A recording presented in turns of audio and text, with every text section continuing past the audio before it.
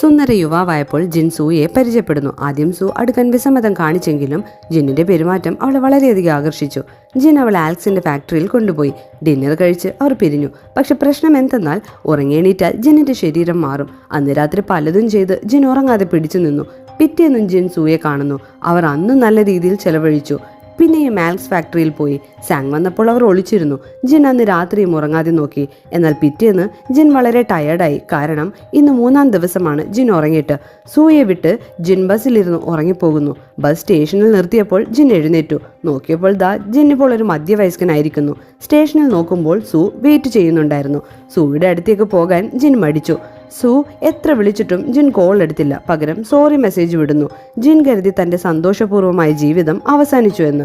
പിറ്റേന്ന് ജിൻ ഒരു പെണ്ണിന്റെ രൂപമാണ് കിട്ടിയത്. ജിൻ സുവിന്റെ അടുത്തേക്ക് ചെന്ന് സംസാരിക്കുന്നു. അവർ പറഞ്ഞു, എനിക്ക് ജിന്നിനെ പറ്റി കുറച്ച് കാര്യങ്ങൾ അറിയാം എന്ന് പറഞ്ഞ്